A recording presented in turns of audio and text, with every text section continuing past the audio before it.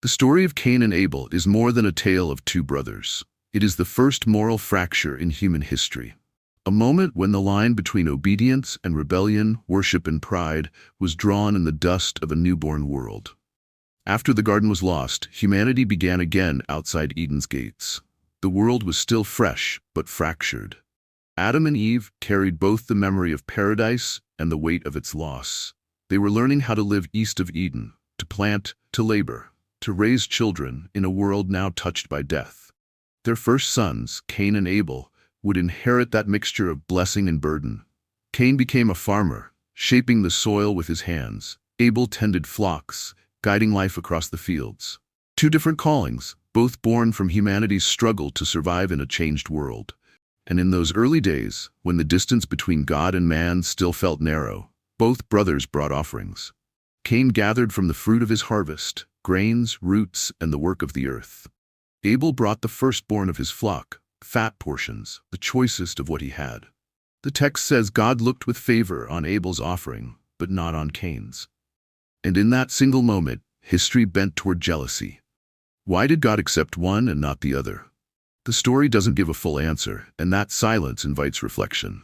Some theologians see in Abel's gift an act of faith, a sacrifice that came from the heart, not just the hand. Others suggest that Abel's offering carried blood, a symbol of life, while Cain's came from the cursed ground itself. But perhaps the deeper truth is simpler. God saw the posture behind the gift. Obedience is not about what is given, but how it is given. Cain's face fell, his heart hardened. And here, for the first time, we see sin not as an act, but as a presence, a whisper waiting at the door. God spoke to him gently. "Why are you angry? If you do what is right, will you not be accepted? But if you do not, sin is crouching at your door. It desires to have you, but you must rule over it." That line is haunting. It reveals sin as a living force, like a beast at the threshold, craving entrance.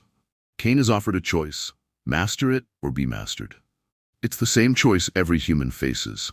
In that moment, the battle between obedience and rebellion shifted from Eden's trees to the human heart. One day, Cain spoke to his brother. They walked into the field. What happened next was quiet but catastrophic. Cain rose up and struck Abel down. The first death in human history was not by nature's hand but by human will. Blood soaked the soil, the same soil Cain had tilled, and Eden's curse deepened. Then came the voice of God again. "Where is your brother Abel?" It's the same kind of question God once asked Adam. "Where are you?" It's not a search for information but an invitation to confession. But Cain replies with words that echo through all human defiance. "I do not know. Am I my brother's keeper?" Those words mark the birth of moral distance, the refusal of responsibility, the denial of connection. The divide between obedience and rebellion had now become relational. Sin was no longer just disobedience to God, but violence against another human being. God's response is both judgment and mercy. He says, "Your brother's blood cries out to me from the ground." It is poetic and terrifying. The earth itself becomes a witness, carrying the memory of injustice. The ground that once gave Cain his living now testifies against him. God pronounces a curse. Cain will wander, rootless, a restless fugitive, upon the very earth he tried to master. But even in punishment, mercy flickers. When Cain fears for his life, God marks him, not to condemn but to protect. Even the first murderer carries a sign of divine restraint. This paradox, justice and mercy intertwined, is the heart of the story. God does not abandon the guilty, but he also does not ignore the cry of the innocent. Abel's blood cries out, and God listens. After the judgment, Cain departs from the presence of the Lord and settles in the land of Nod, a name meaning wandering. There, he builds a city, has descendants, and begins civilization's early story. Human progress continues, but the fracture remains. From Cain's line come music, metal, and tools, and also violence, vengeance, and pride. The Bible hints that every invention of culture carries the echo of that first moral divide. Cain's story is not merely ancient, it is archetypal. It lives whenever a person resents another's favor, whenever we choose comparison over gratitude. In the language of Genesis, sin still crouches at the door, and the question remains, will we rule over it, or will it rule over us? Many theologians see Cain and Abel as the first embodiment of two paths, the path of self-reliance and the path of faith. Cain represents religion without relationship. an offering given without heart. Abel embodies trust, a life given back to God in humble obedience. At every turn, the Bible returns to this first pattern: obedience rooted in faith versus rebellion rooted in pride. There is also a literary beauty in how the story is told.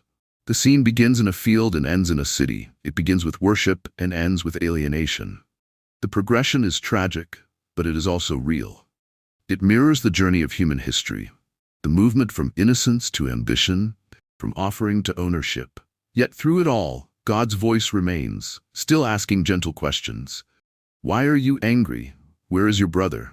Questions meant not to condemn, but to awaken conscience. If we listen closely, Cain's story is our own. Each time we compare ourselves to another, resent someone else's favor, or refuse responsibility for our neighbor, we stand again in that field. And every time we choose repentance over resentment, we honor Abel's legacy, the legacy of faith offered from a pure heart. The story ends not with resolution, but with echo. Cain goes on to build, Abel's blood remains in the ground, and God continues to speak into a world that is both creative and corrupted. The Bible doesn't erase the tension. It reveals that the human story has always been a mix of divine mercy and human choice. In the end, Cain and Abel teach us that worship is never neutral. It either draws us closer to God or further from Him. And obedience is not mere submission. It is alignment with truth. But the story of Cain and Abel reminds us that every act of faith, every moment of humble obedience, is a small restoration of what was lost.